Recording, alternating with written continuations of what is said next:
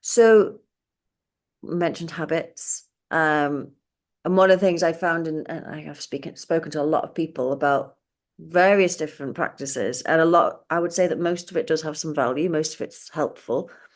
And if I want, I find myself listening to someone and going, yeah, I could do that. I could do that every day, and that will make a big difference. And then I'll do it twice, and then something else will happen.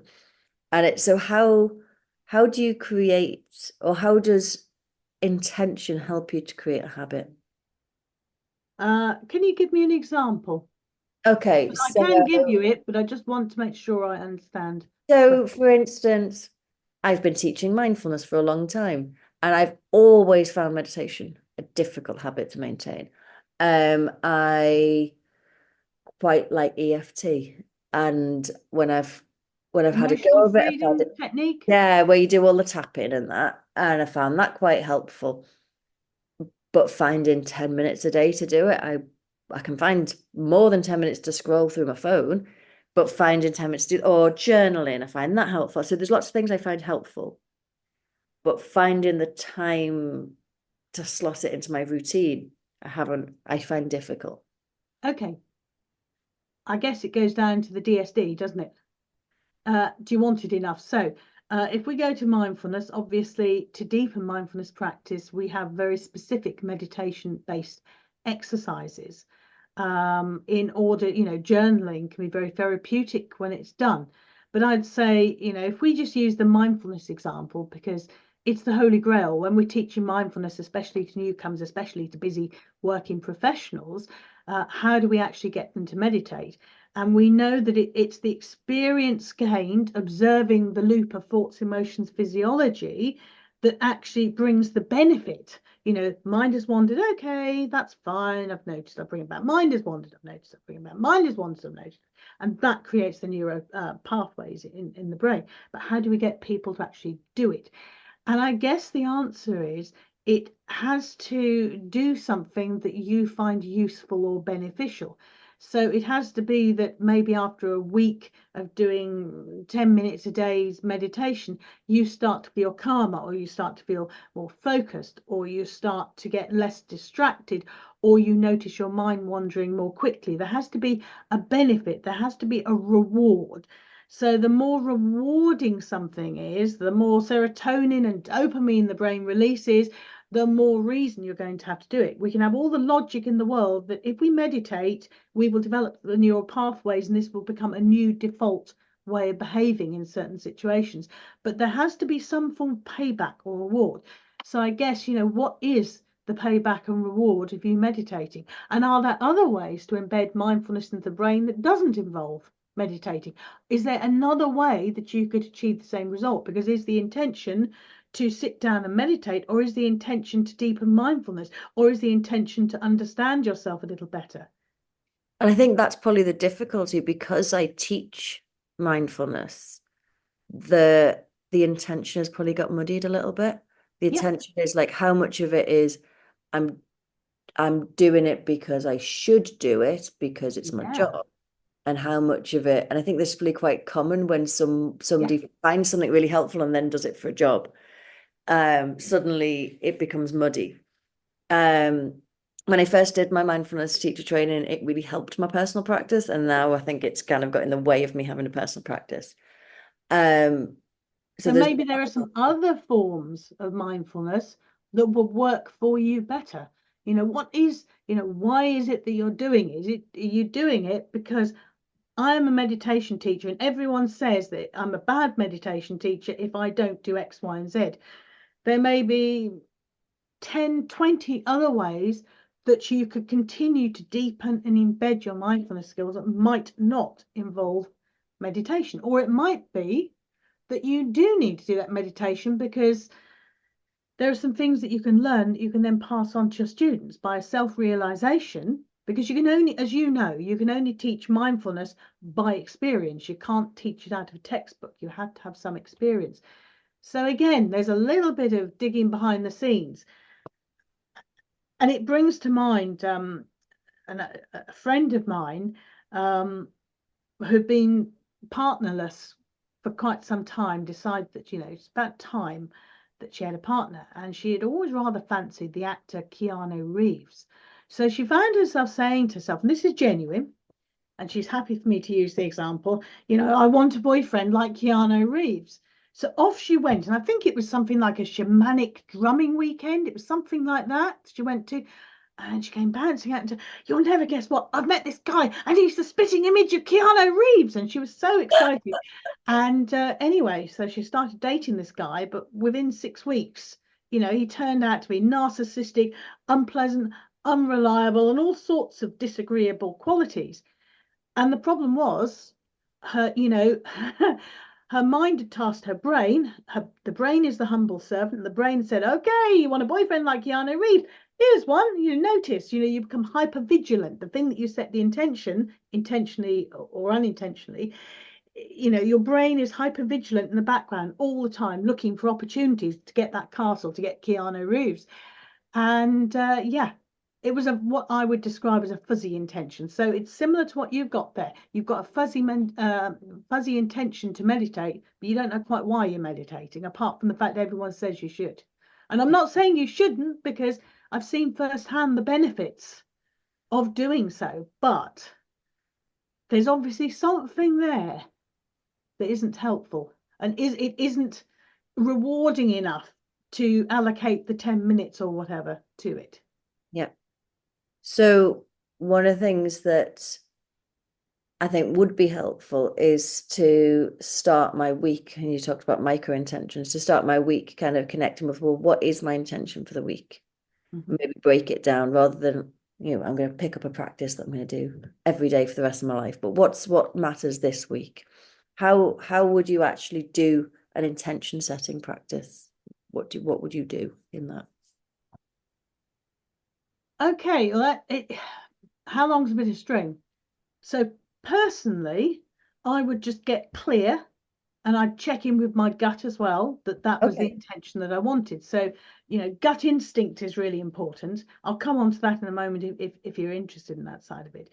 And so I guess I would set the intention, right? So there's in intention matters, you've got the idea model. So if we take a micro, so rather than a longer term intention, we'll take a little intention of, what is my overriding intention for this week?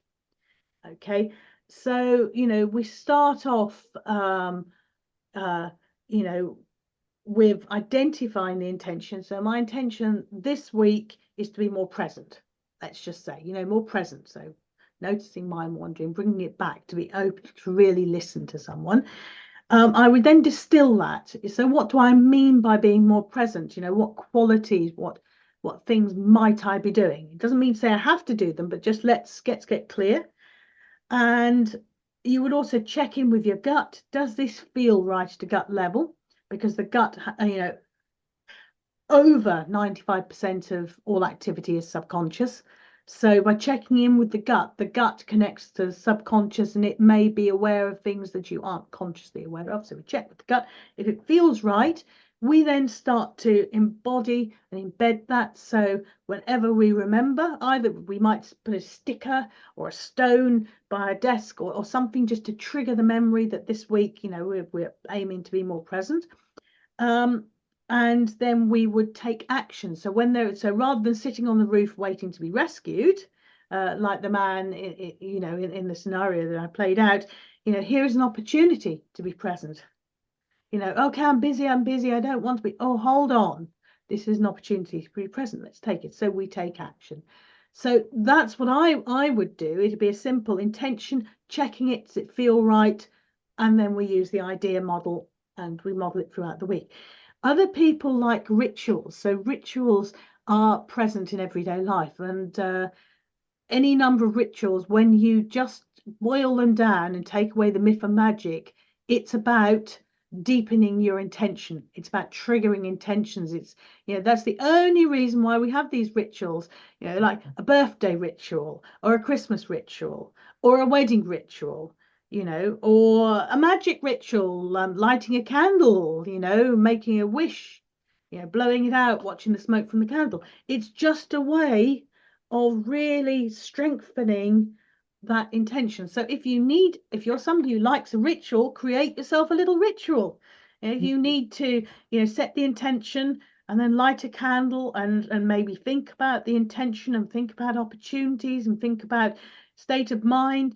The more you can evoke the multiple senses, the better. So thoughts, what type of thoughts might you have? What type of emotions might be present at that moment when you're carrying out that intention? How might your body feel at that moment? And if there was a hidden video cam, what would you look like if people were watching a video of you at that moment? And maybe say that while the candle's burning, and then blow out the candle and imagine that's it. We sent this out, this is primed. What you've really done, of course, is lodged it more deeply into your brain so that your brain can be more vigilant and look out for the opportunities. But if you want a ritual, make a ritual. The ritual could be picking up a pebble from your shingle drive, and every day you touch your pebble and you remember, your intention. It doesn't really matter what it is, but clarity of intention and words are very powerful. Now, are you going to be rescued by God, the man on the roof, or are you going to be rescued? So the way you described it, you started with thinking of the intention. Where does that even come from? I mean, would you sit and meditate until it came up, or would you journal, or would you like, because as you pointed out, my intention around meditation is a little bit fuzzy. Like, how would I get to what my intention is around what I want to bring into my week in terms of practice? Okay. For me, I would probably ask the question and I'd pause and I'd see what drops in. But meditation, and again, I'm not going to give you hard and fast rules, because what works for one person doesn't work for another. So it's about finding the mechanisms that work for you, which I know isn't a nice, succinct answer that you'd like. No, it's fine. But if meditation's for you, get yourself into a meditative state, and then just drop in the question. I quite like the analogy of dropping a pebble into a pond and the ripples going out, because that imagery works for me. But pick imagery that works for you. So it could be you get yourself into a meditative state and you meet a spirit guide, and the spirit guide takes you into a wise place and you ask the question. It could be that you tap into going somewhere and ask a spirit. It could be, something far more work-based. But the point is meditation, getting to that place and then coming out and then saying, okay, this is the thing, and then maybe testing it using the idea model. Does it really have resonance? Is it just this fluffy thing out there that actually it's jolly nice? Or is it, oh yeah, actually, ka-ching, this feels right at a gut level. Yeah, this is what I want to do. And yeah, I don't know how I'm going to do it exactly, but I know that it's possible, so we'll go with that. In a work related scenario, so if you don't want to do any of that type of stuff, it might just be asking yourself some questions. So I've got some little cards here, which is there's a guy, what's his name? Charles Davis, Very Clear Ideas. And it'd be something that, hang on, just let me get to them. It'd be questions like, what do you want for this week? What do you wish for this week? What do you dream for this week? What do you need this week? What do you live for? What do you demand? And coming out with those and just asking yourself those questions. So it could just be a piece of paper, or what would I like to be different this week to last week? Or, why do I meditate? What's important? What am I trying to achieve as a result of meditating? What is the right way for me? And then there might be an intention to try some different things for a couple of weeks, and then to check all of those back in with the gut, which is the one that feels right. So there's all manner of ways that you could do it. If I'm doing a purpose and intention coaching session with somebody, I have a whole set of questions about, what they like in life, what they find most satisfying, what they want to do more of, what they want to do less of, etc., etc. And I think there's about 20 questions in the set that I use, and I will pick up trends. There will be words that come out again and again and again. There will be themes that emerge, and then reflecting those back, you start to dig deeper about what's really important, and that then forms a draft purpose statement and intentions that fall out of that. which is then again, using the model, you distill it further until it goes ka-ching and it just feels right. And the intention doesn't have to be for life.